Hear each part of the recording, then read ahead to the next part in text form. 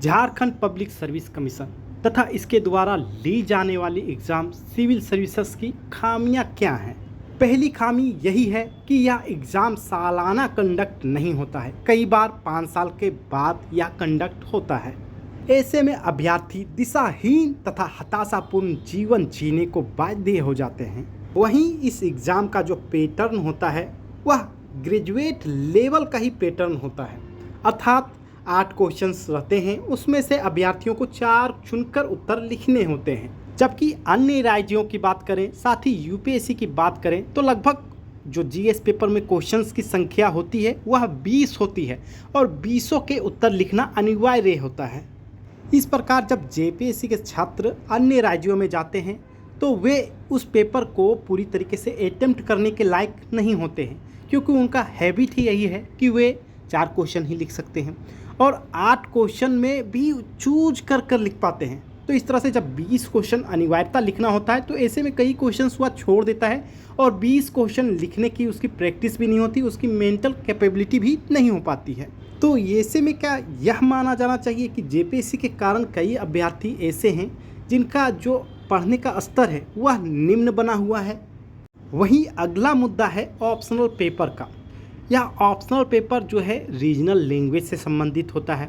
ऐसे में कई बार ऐसा देखा गया है और आरोप भी लगते रहे हैं कि जो ऑप्शनल पेपर में मार्किंग सिस्टम है उसमें पेरिटी नहीं है। कुछ ऑप्शनल पेपर आसान बनाए जाते हैं तथा उनका जो मार्किंग सिस्टम है वह भी अधिक है। तो इन सब से बचने के लिए जेपीएससी को चाहिए कि सभी ऑप्शनल पेपर में थोड़ा पेरिटी बना के चले।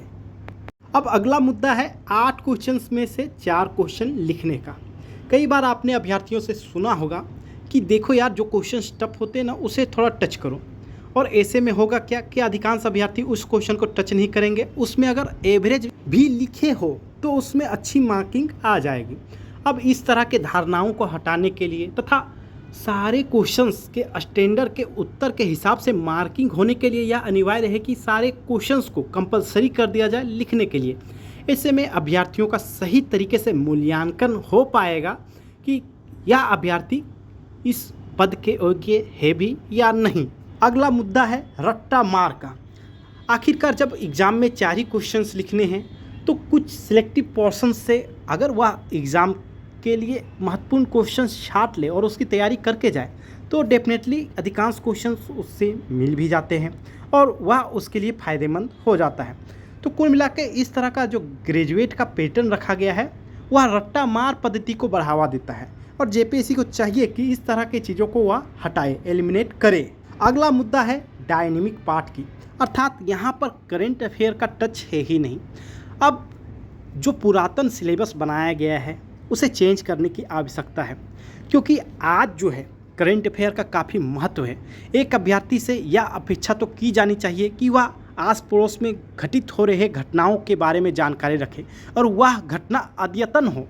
आज कई तरह के मुद्दे चल रहे हैं, चाहे वो सुप्रीम कोर्ट से संबंधित मुद्दे हैं, चाहे वह पॉलिटिकल मुद्दा हो, तो उन पर जो है हर अभ्यर्थी का कम से कम अपना एक राय होना चाहिए और इस तरह की चीज़ों को एग्ज़ाम में बढ़ावा दिया जाना चाहिए। इसीलिए जेपीएससी के सिलेबस को बदलने की आवश्यकता है। अगला मुद्दा है सब्जेक्ट डाइवर्सिफिकेशन की।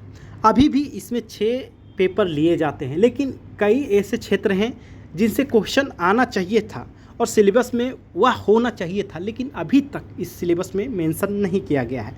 वह पार्ट है पहला इंटरनेशनल रिलेशन की, अर्थात विदेशी रिश्तों के बारे में जानना जरूरी है और ऐसे में 1 से 2 क्वेश्चन का वेटेज तो होना ही चाहिए था।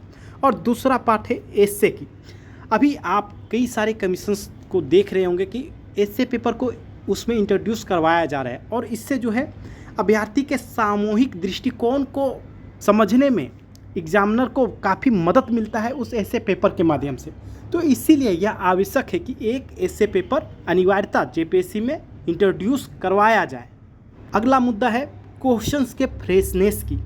कई बार आप देखते होंगे कि पिछले साल के ही क्वेश्चंस रिपीट हो रहे हैं या वैसे क्वेश्चंस जो हर तरह के लगभग बुक में आपको मिल जाते हैं वैसे क्वेश्चंस आ रहे हैं। तो इस तरह के क्वेश्चंस को कम करने की आवश्यकता है तथा नए फ्रेश क्वेश्चंस बना के एग्ज़ाम में पहली बार प्रस्तुत करना भी आवश्यक है, ताकि अभ्यर्थी सोच के लिखे। इससे क्या होगा, सोच को बढ़ावा मिलेगा और जितने भी अभ्यर्थी हैं वह रट्टा मार पद्धति से बाहर आएंगे तथा अपने दिमाग का ब्रेन को ऊंच करना सीखेंगे।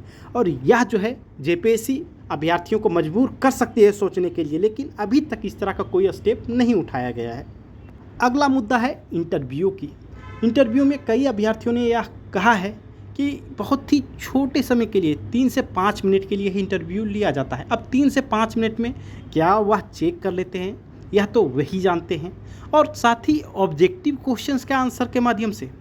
आखिरकार इंटरव्यू का मकसद क्या है? क्या उनसे ऑब्जेक्टिव क्वेश्चंस पूछने हैं? इंटरव्यू को इतने तक सीमित रखना एक बहुत बड़ी भूल होगी। इसीलिए यह जरूरी है कि अभ्यर्थियों के पर्सनालिटी टेस्ट को भी जांचा जाए, और यह किया जा सकता है सब्जेक्टिव क्वेश्चंस के माध्यम से, उसके ओपिनियन को जानकर।